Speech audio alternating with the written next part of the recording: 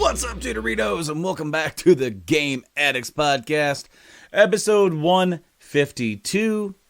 I'm Player One Brando. This is the show where we talk about the modern retro video games that we play and collect, and sometimes dive deep into some of my favorite games, characters, story, lore, etc. Welcome to the show, guys. Another podcast, another week of lockdown. The pandemic is still happening. We don't know when, where, why. It'll stop. We are, okay, first off, let me just reiterate. I'm thankful. Very, very thankful that my family and pretty much everyone that I know is safe and secure during this time. I'm also very appreciative of the time off of work and my work as well, being gracious enough to, have us be off and be fully paid for the time being. That being said, we're supposed to go back to work later on this month. We will see. Everything changes so fast. The past few weeks have felt like months, just because of how quickly things change in the times that we're in now. But I hope this podcast finds you all well and healthy, and please, guys, stay safe out there. Today on the show, we're going to be reviewing Resident Evil 3, the remake. Got it in the mail. I got it in the mail on launch day, thankfully. That came into the clutch. We're going to be talking a little bit more about mail and pre-orders a little bit later on. We're also going to be talking about stream possibilities or non-possibilities in the near future. But I wanted to take this opening segment of the show and just kind of talk about what's been going on, because as I've said on previous episodes, of course, the last episode that you listened to here on the channel was a supercast that I took part in, along with other various hosts from the Journey to Comics Network. We did a second one. That one will not be here. It's going to be over on the main feed, or it's both of those episodes, as well as an exclusive After Dark segment that we just kept recording on. After the second episode are going to be on the Journey to Comics YouTube channel. I will link that down below of this podcast and YouTube video. Man, as I said, everything just seems to be grinded to a halt. Time passes so slowly. People, you're either in a couple different groups. You're in, this isn't a big deal, this doesn't apply to me, which you're still seeing kids outside playing, younger kids, I would say the generation below me. I'm what is generally considered a millennial. I was born in 86. I think it's 80 or 81, 82 to 95. That generation is it used to be called Generation Y.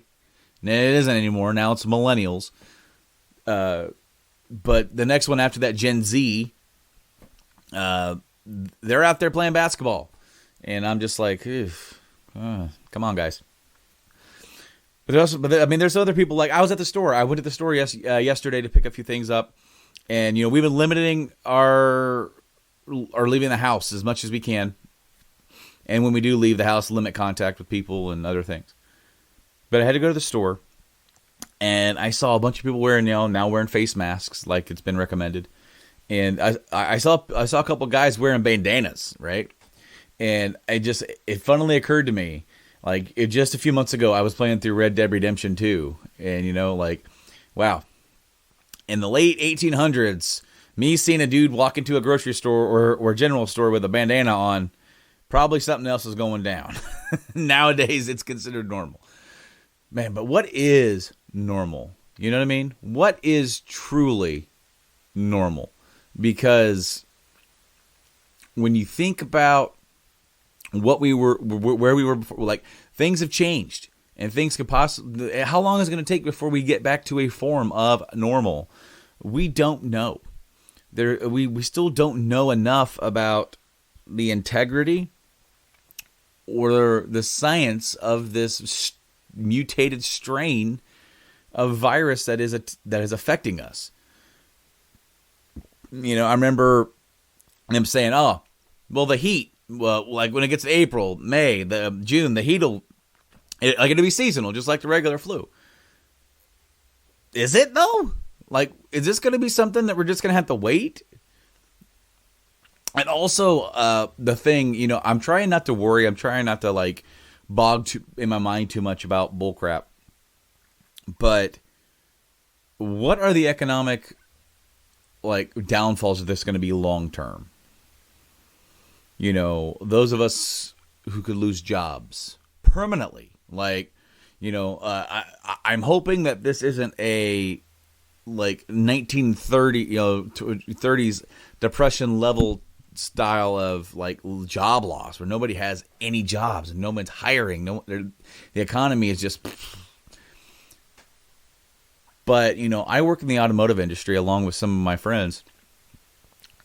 Who's going to be buying cars, man? It makes me worried. I've been at my job for over 10 years. I just had my 10-year anniversary of being full-time at, you know, in my position. So I'd like to think that I have some, you know, some seniority to be able to, you know, stick out some of the tough times. And, you know, I've been there for a long time. I was there during, you know, as a temporary during the economic recession back in, like, 2008. I was lucky enough and thankful enough to not get laid off because I was still a temporary at the time. I made the right decision because my prior job, if I'd have stayed there, a lot of people, even full-timers who've been there for years, got laid off. So I certainly would have been laid off at my prior job before leaving there to go to the automotive factory. But, you know, we went through that. We were impacted heavily by the tsunami that hit Japan in 2011. That hurt, but we came out on the other side. And now here we are, 10 years later, nearly, with the COVID-19 pandemic. And I hope, you know, this has impacted everyone, every single person on this planet this has impacted. So my thoughts go out to each and every one of you healthcare workers. You guys are the best. Like, quite literally, you guys are on the front lines of this thing. And there really is, like, no other way to put it. You know, keep doing what you guys do. On the other hand, also big props to everybody else, all like the grocery store workers. You know, here's the thing. I don't like to dive into politics during this time, but it's funny how a year ago, you know, we're talking about wages in this country and what people need to be making. What's minimum wage? Why don't we raise minimum wage? We know we can't raise minimum wage. What about this? What about that? What about? And then all of a sudden, these people who have these jobs, who, you know, we've been questioning whether or not they should be making a little bit more money, are now, like, they're not the ones staying at home unless they're sick. Now they're out there. Now they're the ones stocking the shelves for everybody else. So, my hat's off to you guys. Literally. I just took my hat off. But anyway, guys. My thoughts are with everybody affected. Staying here at home, I've had a lot of time spent with my family. That's good. It's also kind of frustrating. let me know. Hey, look, let's keep it real. I love my family to death, but there are some times you just want to go away, get away. And at this time, we're currently sleep training my second son, my youngest son. And it was to sleep train him while we're keeping him, further away from us. That way he can stay asleep.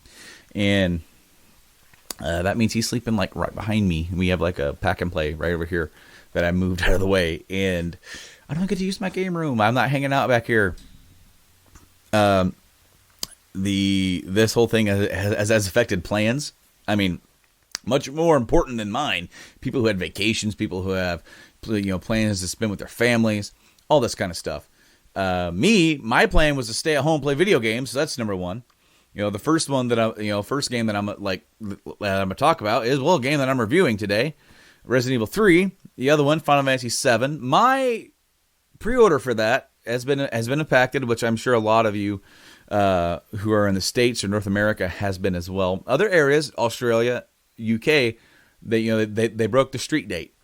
And the game is out there. People are playing it, and there's spoilers everywhere. I know this game's 20 years old, but there's still spoilers because it's not the same game, even though it's heavily based off of that original game. Just like the game that I'm reviewing today, Resident Evil 3, it is a new game based on the old game.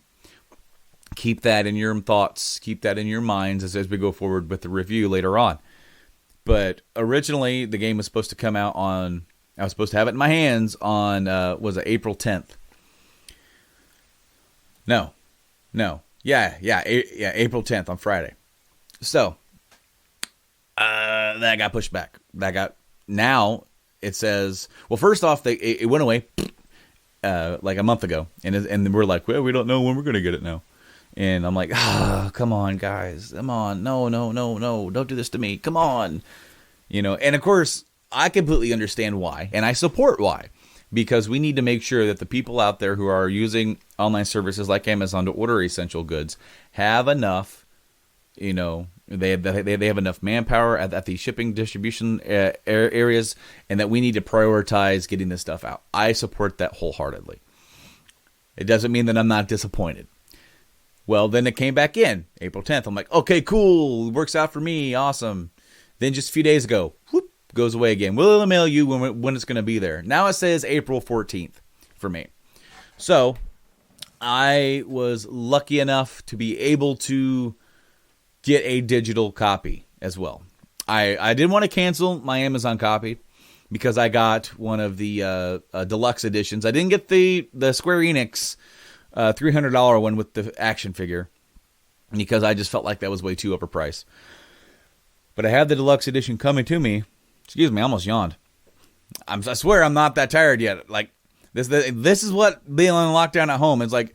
Trying to keep busy and trying to find stuff to do. I don't have any motivation whatsoever. I don't know about you guys. I have zero motivation. This morning, when my wife's like, "So what's on the agenda today?" I looked at her, didn't break eye contact, reached down, kicked my feet up, and said, "This is it." So now that you guys know what my goal in life is right now, it's just like I got nothing. It is hard to be motivated to do anything. I do have to mow the yard. That involves going outside. See, being on lockdown isn't that bad for me because I like being on lockdown because that's what I'm usually at. That's not the issue. The issue is not being a little afraid in the back of your mind and going, I need to run to the store for just this. And it's like, well, no, limit that. Anyway, off topic. Final Fantasy 7 is now, I got it on digital. It is now up for preload for people who want to preload it. I just logged in on the PS4 the other day to install RE3, and it's there. It's ready to go. And at midnight on Thursday. Now, my plan was to wake up early Friday morning, as soon as we get the baby out of here, sit down and stream FF7 until I'm done. I want to stream the game. As of right now, that is not happening. I'm trying to make strides to make it happen. Long story short, as you can see, if you're watching this, if you're just listening to this on Podbean or wherever podcasts are available, you're not seeing this, but just take my word for it. I rearranged part of the game room to basically have it to where it's a little bit more like of a set behind me. Like you can see some of my games, you see my records, you see like my old CRT TV with my consoles down there. You see a WWE belt. You see like a bit of a poster of my new TVs. You see stuff other than the other angle was like my other bookshelf with games on it. But there's also like 3 doors, one door to the outside, one closet door, one door, and you can actually still see that door right here. But I wanted to change it because I'm like, man, this is just kind of, I don't know. To me, it's kind of like not that interesting to look. I want something more. So I moved everything around, got everything hooked back up. I came back here to update this PS4 so I could download FF7 onto this PS4 because I've got my Pro out front I got my base launch model back here in the back for streaming purposes. And first off, my splitter quit working. And primarily the HDMI input. Now, this is a pretty cheap splitter. This is called View HD. This is, just on Amazon. This is like $20. And while with the Elgato you can pass through to your TV, this is very, very useful for being able to stream PS3 games and Wii U games due to the fact that there is a copy protection on that signal. Now, it doesn't work for the PS4, but the PS4 you can turn it off. So it's no big deal. I got this for streaming, PS3 and Wii U games, and just just to have it on hand so I can use my. Even though the pass through, you don't have to use the pass through. I can just use that signal split in two. So that quit working. Well, no big deal. No big deal. As I said, I got the pass through on the Elgato. That'll work in a pinch. Fine, whatever. Hook up the Elgato. I'm not getting any signal from the PS4. Okay. So maybe this PS4 is old. It's been through a lot. I had to completely replace the power supply in that PS4. Thankfully, Mike's PS4 bit the dust, and it was something different. It was actually his HDMI port, which I can't remember why his HDMI port went out. It might have been an electrical problem, or I know his house has been struck by lightning. Like he has pissed Thor off big time, or Zeus. Somebody who has lightning powers, fucking Raiden from Mortal Kombat just flies by his house and zaps his house out of spite. I don't know why, but he has a lot of problems with that. So so we took that power supply out of his, put it in mine, and it works better. Like my power supply was clicking and it was crackling. Sometimes it would just turn off. Had issues. So it's like, all right, well, it's an older console. I no longer have a warranty on it, but I really just want it for it. I ended up buying the new Pro. It's the God of War Pro, which we talked about here, on the show way many moons ago.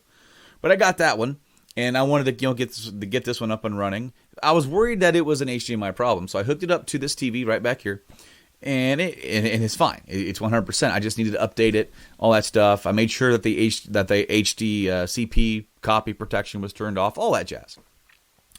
Bring it back over here, plug it back in, nothing. Okay, well, let's try the Xbox. I got my old launch model, or base model, if you will, Xbox One. It's the Call of Duty Advanced Warfare one down there, the 1 terabyte.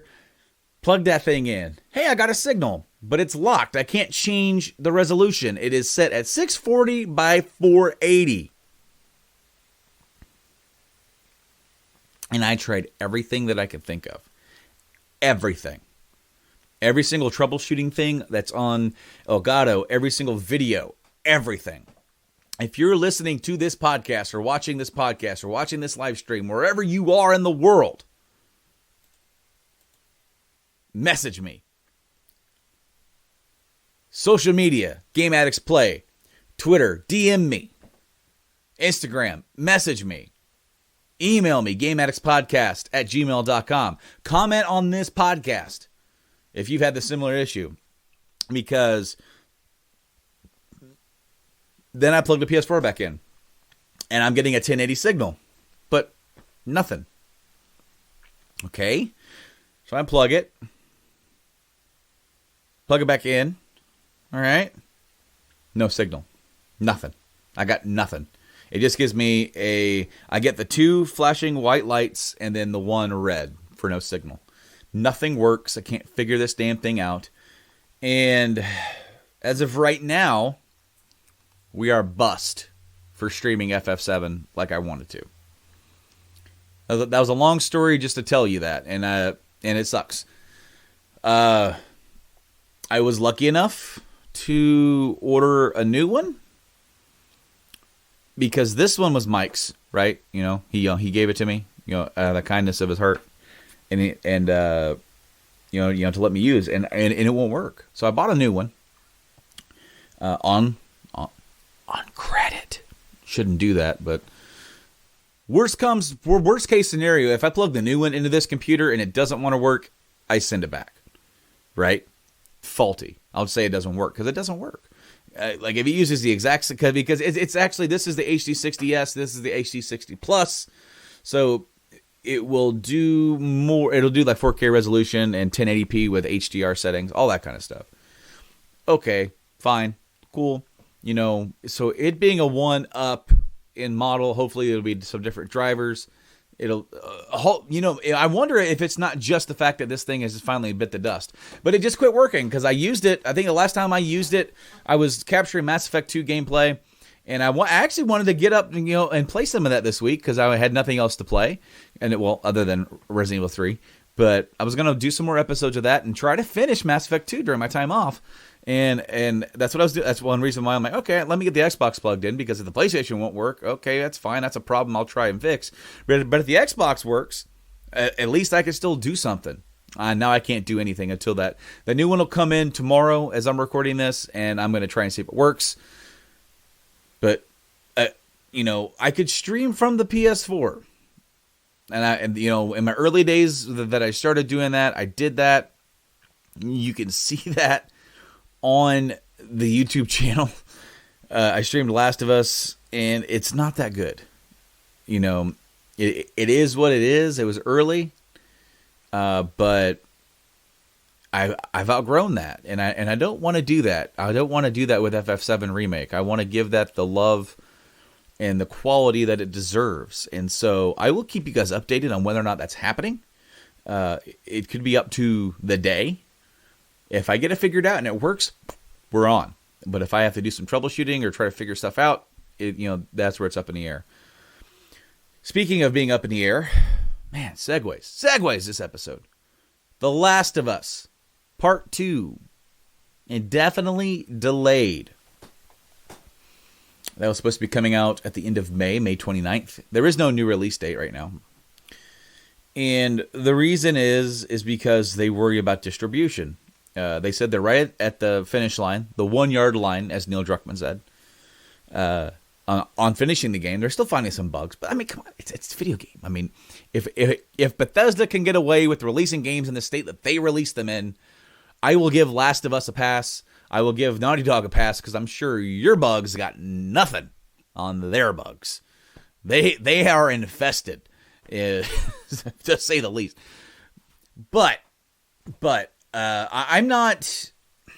I was sad, but I'm also I kind of get it.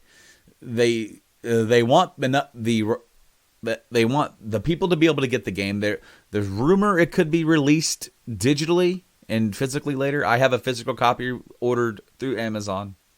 I got I don't know what they're calling it, the deluxe version, the one with the art book and the steel book. And if it releases digitally and I have the money, I might do it. See, FF7's a bit differently. I view that game a bit differently for me, because that's a game that's here. That game has been 20 years in the making for me. Last of Us Part 2, I'm super excited for it, and I want to see more of the story, and I'm excited to see where they take us.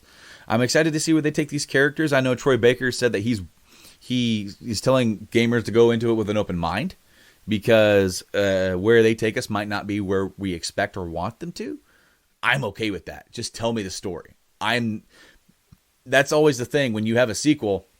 The people build up a preconception of what it's supposed to be, and they have their own sequel in their head. And when your vision doesn't match up to theirs, then they may not like it as much. I completely agree with Troy. Let's go into this with an open mind. Let's let Neil and those guys tell us their story, and I'm willing to wait. I'm willing to wait because I've already waited this long. Final Fantasy 7, since I have to wait a few extra days, I had a little bit extra money and was able to buy a digital copy. Because I don't want to wait, because I've already waited 20 years. It's also, there's a difference. I love Last of Us. It's awesome. It's great. Probably one of my top 10 of all time. FF7's my number 1. It's here. Heart, love. It's what makes Final Fantasy 7 Final Fantasy 7. And I'm going to be playing that day of launch, and I wasn't, I'll be damned if a pandemic's going to get in between me and that game, That's the gamer in me coming out. But Last of Us Part 2, delayed. I am anticipating more delays. Cyberpunk already got delayed from April until September. We'll see. Here's the other thing that people got to remember is that a lot of these developers, they can't go to work because they're not essential for where they're at, right? So they may not be able to go to the office. They may have to work from home, which is remote, and it may be a little bit more difficult to do that. They are working. Naughty Dog is still working, and they're nearly done. So cool, awesome. But if they're worried about being able to get the game out to people, then let's make sure that we can all get this game and all stay healthy, and be around for this thing. I'm not sure when they're planning on releasing it. I think the reason why they didn't give a date because everything's changing so fast. Just like I said at the beginning of the podcast, everything is changing so fast, day to day, week by week, that they didn't want to say, well, how about June? Let's wait a month and let things die down. Well, we don't know if things are going to be ready to go then, because I just read an article today that there are concerns about the U.S. Postal Service shutting down by June.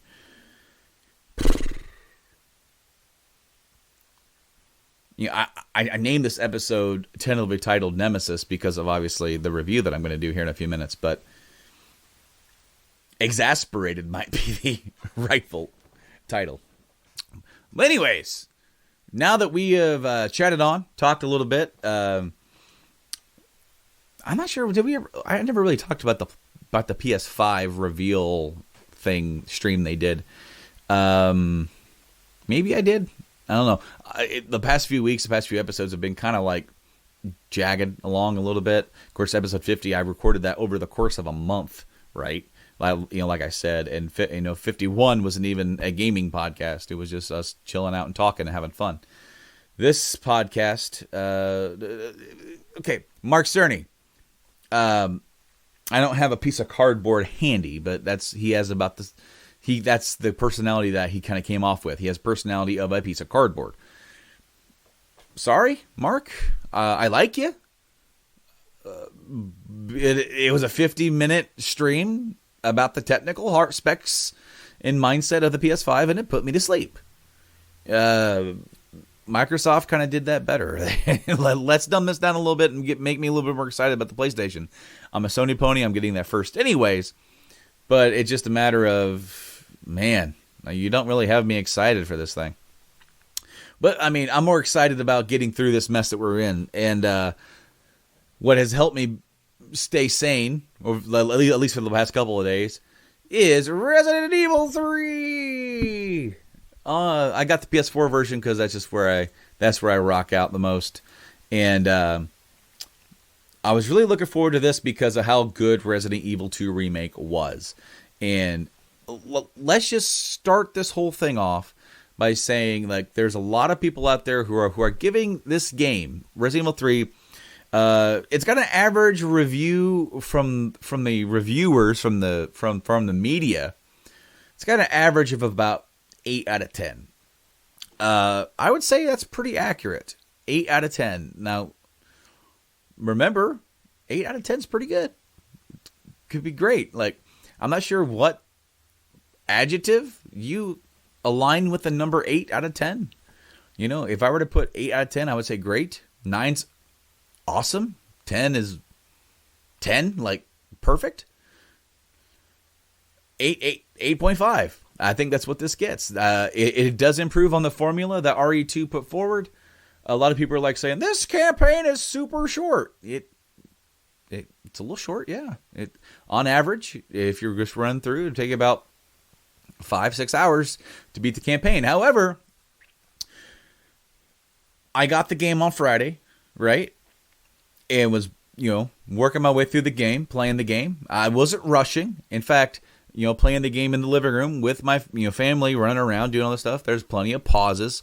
Stop, talk, do this, make some lunch, do this, go there, do that, go to the bathroom, go get a drink, you sit back down, play a little bit more. Oh, now I got to pause it because he's running around again. Blah, blah. Family, I'm a dad. That's what I got to do. I know a lot of you guys are parents too. So, my 6-hour experience was pretty much all night Friday, and then it bled into Saturday. Saturday afternoon, I finally sat down And I beat the game right around 7 o'clock last night, on Saturday night. I thoroughly enjoyed it. Here's some of the big takeaways. This story is a little bit more straightforward than RE2. RE2 has the 2 campaigns, right? You have Claire, you have Leon, but then you have scenario A, scenario B, right? You have Claire A, Leon B, where you play the games divergently. And then flip side, you have Leon A, Claire B, which, now the remake of RE2 didn't adhere 100% to that same archetype. Like, you still did some of the same stuff that you did before. Whereas, in the original PS1 version, they literally set them apart, and things that you would do in A directly impacted what would happen in B, and vice versa. Or when you would go and you would pick up, you have a choice between getting 2 extra item slots or the submachine gun, and you can pick one, or you can take both of them in A if you want, but they're like, you should really save that one for the other person. And B, when you go into that room, you'll find the one that they didn't take. That's cool. They didn't really do that with RE2 Remake. I will say RE2 Remake was my game of the year last year. And with there being a lot of cool games that came out last year, RE2 was the one I spent the most time with. Now, the amount of time for each campaign was about 8 to 10 hours. I'm just going off my memory. So that's a little bit longer than the 5 to 6 that's in RE2. But then, of course, you have the other scenarios. So you have, about 8 hours. And this is if you go leisurely. I assume that, what I did after I beat RE2 for the first time for each one, I got a lot faster at it, right? I just knew, I kind of knew what I had to do. This, and that's one thing that I can say about RE3. If you played the RE2 remake, and you come into, I'm gonna move my camera just nope, wrong way. Get me a little bit more. There we go. Nope, too much. All right. I'm not sure if that helped. What did help though was getting my USB cable stuck. There we go. So, if you played RE2 before RE3, what you're going to encounter is that you kind of already know the gameplay. You already know what to do, where to shoot the zombies, how to maneuver around them, kind of, because they've kind of upgraded the AI a little bit for that. And they added in that dodge motion for you to be able to try and get that down. So going into this game, going into this game, I kind of felt like I was already kind of knew what I was doing. So on that front, it made the gameplay kind of go a little bit faster. I played the demo, and the demo, I got beat in 25 minutes. I also missed a whole building I could go into. But be that as it may, the demo is pretty early on in this game. Of course, Resident Evil 3 is a remake of Resident Evil 3 Nemesis on the PS1. First and foremost, how does this Nemesis game stack up to the original? There are things in the new one that will remind you of the original, for sure. That being said, a lot of the similarities end there. If you guys are a fan of the series and you know a lot of the behind-the-scenes stuff, you'll know that a lot of their original concepts for Nemesis was a little bit different than what they came out with. And one of those things was a giant blob. They wanted a giant blob. And that didn't happen. And it may or may not happen. Spoilers. I'm trying not to give away too many spoilers for the story. Because as a story, I think this game's story is better than RE2's story. I think it has a more cohesive, put-together story. It reminds me of basically, it's like there's a lot of things in here that remind you of Resident Evil 1. With, Wesker leading his team into the mansion to get battle data. That kind of happens here too, with Nikolai. So a little bit of a similarity there. The overall story of RE2, Leon, Claire coming into town. He's like, I'm gonna start my new job. And she's like, I'm looking for my brother. And we're like, zombies, and the whole town's going to hell. And then they're like, we uncover the plot of Umbrella. So it dives deeper into Umbrella. And I will say that the story in Remake was a lot better than the original story for RE2. But I felt like just this story was a little bit more put together and cohesive. You play as Jill. You actually do play as Carlos as well. And more than one time, too. Like in the original game, you took over in the hospital. In this one, you do that same, but you also take over for another period, too. If you're going into this and you're going to 100% and say, is this a 100% replication of Resident Evil 3 Nemesis? This is not that game. There's stuff in there that will remind you of it, just like in the original RE2 to RE2 remake. They changed enough into the... Here's the thing, though. And this might be the same for other people, but it's definitely the same. Like, this is how I feel. Resident Evil 2, to me, is more nostalgic than RE3. Certainly, that didn't count for everybody. I played Nemesis when I was a kid, but I never owned it until I started collecting games. I played it. It was there. I rented it. Nemesis scared the crap out of me, and you had fun.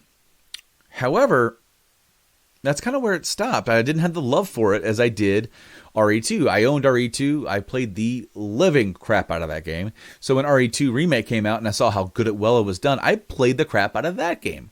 Will I play the crap out of this one? More than I did the original game, I'll tell you that. If I'm ever going to do a replay of RE2, which I definitely will, I'm going to throw this in there because this is an extra 6-hour thing. Now, there are people who are criticizing the length of the game and saying it's more of a DLC. I feel like there's more to this than a DLC. A DLC, typically, or more so like an expansion, because maybe that's more accurate. Because when I think of like a DLC add-on, I don't always think because they reuse a lot of assets. They use this and they reuse that. For this one, so some assets were reused. A lot of it's brand new. All the zombies look new, except for when you go somewhere maybe that you visited in RE2 Remake. There might be some older looking zombies there. But also there's all new enemies. Of course, Nemesis is different. All new levels and layouts. You have areas that will remind you of old, but it's completely new. And this RE3 doesn't follow that same step by step. Now we're going to go here. Now we're going to go there. They even changed it to where I think in the original one it was a tram car. In this one it's a subway. So they kind of changed that. I also feel just to reiterate what I said before about how they had a original plan and outlined for RE3, that I feel like they went back to that original, what could we bring from that original plan into this one? Because there's some stuff in there, just like I said, might be a little mini. But anyway, the original game was supposed to be pretty short in itself. It was going to end after the clock tower. There are some gripes to be had, or not perhaps, there's some gripes to be heard from people about certain things not living up 100%. I'm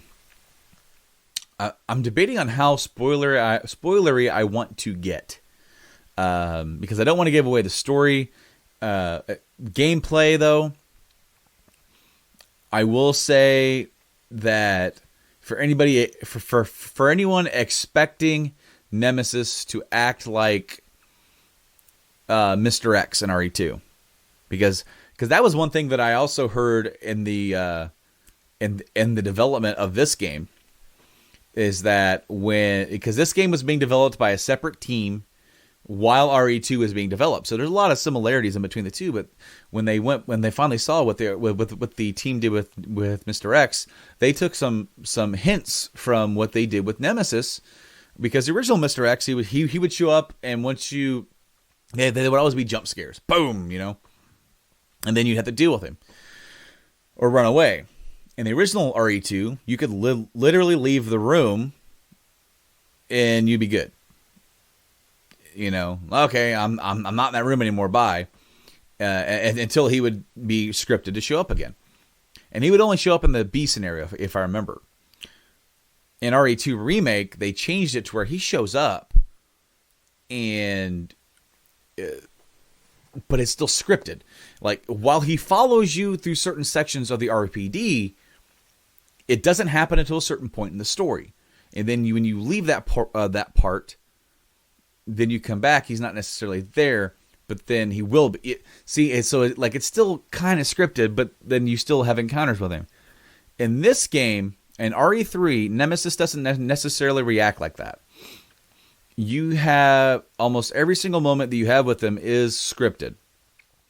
There is a few moments where he's chasing you, and he can follow you. He can go in there, and he can go through buildings. He can go through that, and he'll be unstoppable, unless you try to put him down for a bit, for a minute.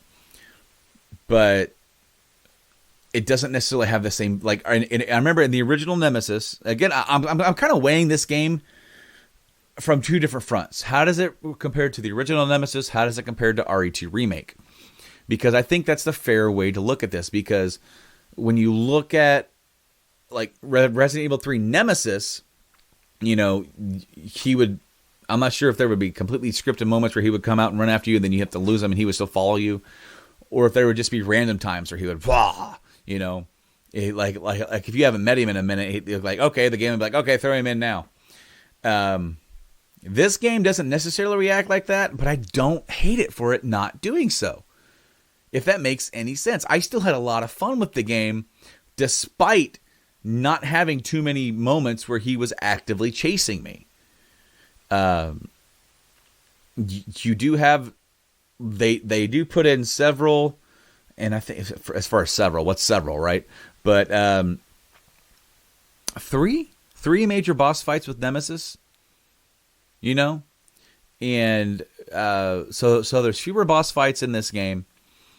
The areas you go to might be like a little bit smaller,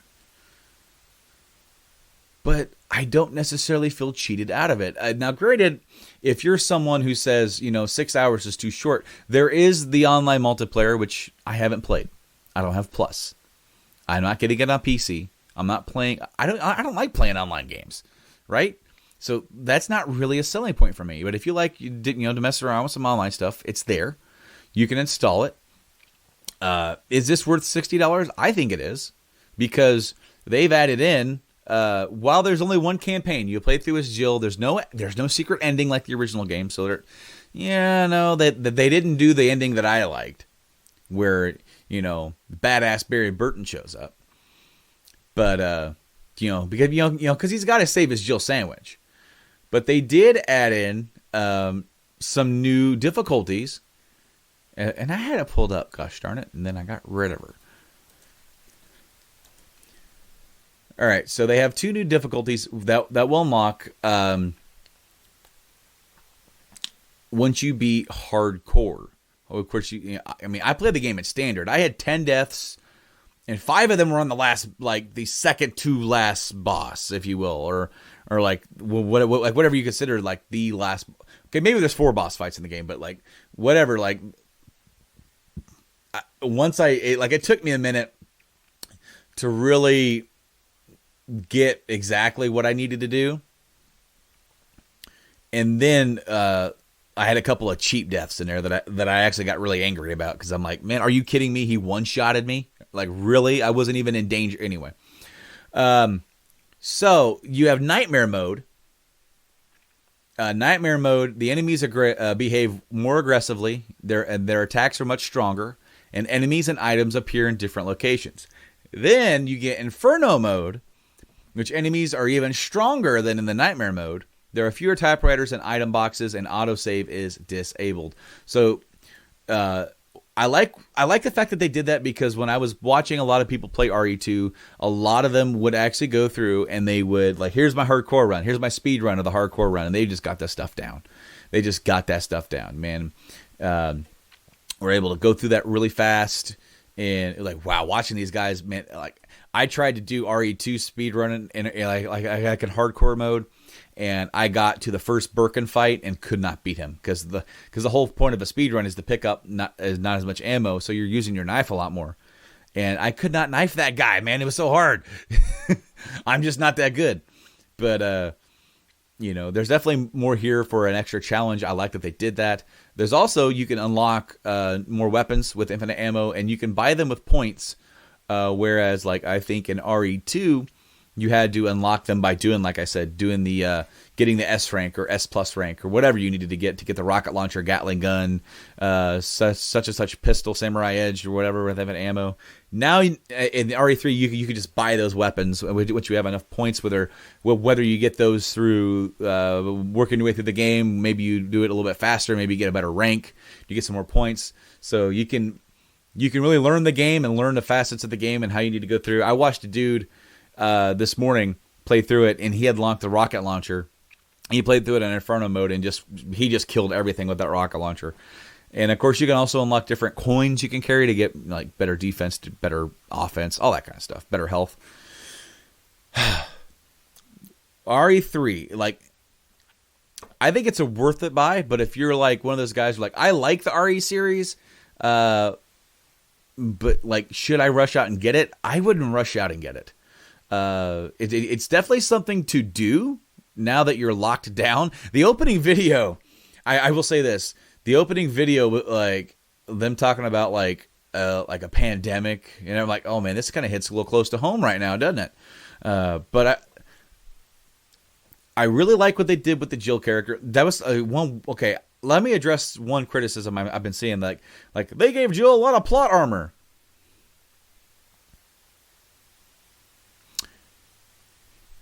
Every Resident Evil game has plot armor. You do realize that, right? Like, they didn't make Jill out to be a super badass in this game. She gets her ass kicked in this game. She takes a lot of hits. But this game also, RE3 isn't her first rodeo with this kind of crap. That's why, they made her a little bit more of a badass as far as like things that she would say. Because she's had enough of this shit, RE1, she's in that mansion with all these zombies and monsters and dogs walking around, and she's trying to kill her, a big tyrant coming after her. She's dealt with that crap, and now they're all across her city, and this dude with a rocket launcher, flamethrowers, running down the streets, dragging her down the. She's done, man. She's done. So I completely bought into that. This is my favorite version of the Jill character that they've done. I liked Carlos in this game. They gave Carlos a good amount of characterization and story. They actually gave him more to do, and you get to play as him more. And I enjoyed the bits of playing as Carlos. I thought that was really fun to do. And the game, even though I said it's a little bit smaller in scope, the areas that you still feel like you get to roam around and explore these areas in a good amount of for a good amount of time before you're forced to move on, right? So I also liked that there's some things in there. Like, again, I don't want to give away spoilers, this first episode that I'm talking about the game. So maybe the next episode I'll actually talk about some spoilers. But I liked the game. I think 8.5 is a good roundabout score. For the people giving it zeros, it doesn't deserve that. It's a very well made game. They improved the UI. I like that you could just run up to an item and pick it up, especially if you've already have it or have it. If it's an item like a green herb, once you pick up a green herb a first time, it's like, this is a green herb. Where do you want to put it? And then the second time, like the more times you pick it up, it's like boom, boom. Especially if you're just running to get away from somebody. I like that they did that because now if Nemesis is chasing you, for the moments that he does, you can run up to an item that you've already picked up and just boom, grab it. You don't have to think about it, And I like that because they did that for some of the boss fights too, where you're running around and trying to get a good shot in or trying to evade, and there's things littered about for for some supplies, and you're like, this, and then you can just keep moving. You don't have to stop. I liked it a lot. The dodge mechanic works better than it did in the original, so there's that. I liked that. The enemies were a little bit more aggressive than 2. Which that is one thing that I think was good because I went into it kind of thinking I knew how I was going to be able to evade these zombies, and they kind of reacted a little bit differently. The whole programming thing that they did with RE2 Remake, where they made them a little bit more random as far as their stumbling movements and everything. I still can't shoot the broadside of a barn, so there's that. Moving targets makes that a little bit more difficult for me as I smack. I need to get a different microphone set up because I just keep smacking the damn thing. No, especially during this time that we're kind of cooped up and locked in, I do plan on playing it some more. I have FF7 coming out this week, so I'm not. Once that game comes out, or this game's going to be shelved for a while. But I'm. That's one reason why I was like, let's sit down and get through this. And I'm kind of grateful that it's a kind of a quicker game, because as I'm getting older, as I am, I don't have the amount of time. Like I'm gonna love my playthrough of FF7, but a game like Skyrim, the game this is a 100-hour game. Man, that's daunting to me right now. Thinking of putting in 100 hours on anything, I can't even imagine that, because a lot of my living room game time, it goes at I'll get segments like an hour and then pause, put down for a while, put down for an hour. Then I'll get back to it. All right, okay, so what was I doing? All right, here, let's go do this. And I get 20, 30 minutes. All right, cool, pause, put down. That's how I got to do it. And this game was perfect for that. So if you guys are looking, if you guys enjoyed RE2 Remake, you guys are going to like this. It's right up your alley. It's a little bit more condensed. I feel like they made up for it being a little bit more of I did a lot more back and forth, because I was kind of afraid when I was going to trigger Nemesis showing up. And so I wanted to make sure I had certain things, because I was playing the demo. I knew what was going to, I figured out what triggered Nemesis. That doesn't work in this one. It's something different. But when I would get something, I'm like, oh crap, there's things in the other area that I need this for. I would get an item like this. I need this item for this over here. I want to make sure I go get that before I get locked into. Now I know exactly what's going to lock into certain things. And what sucks is that I still missed a few items here and there. I missed a weapon upgrade for Carlos. I got to find out where that was, because after I beat the game, I'm like, all right, so what did I miss? So that being said, guys, go pick up Resident Evil 3 or download it, especially during this time. And if it's something that you just want to wait on, yeah, definitely wait for a sale. But it's worth a playthrough, 100%. So with that being said, I'm going to wrap up this podcast. I've been blabbing on for about an hour. Hope you guys are safe. I hope you guys are staying entertained, playing some games. So, until next time, you can check out the Game Addicts podcast on all those podcast services. Pretty much what Apple, Podbean, Spotify. Spotify's a good place to get us. We're on iHeartRadio, Stitcher, TuneIn.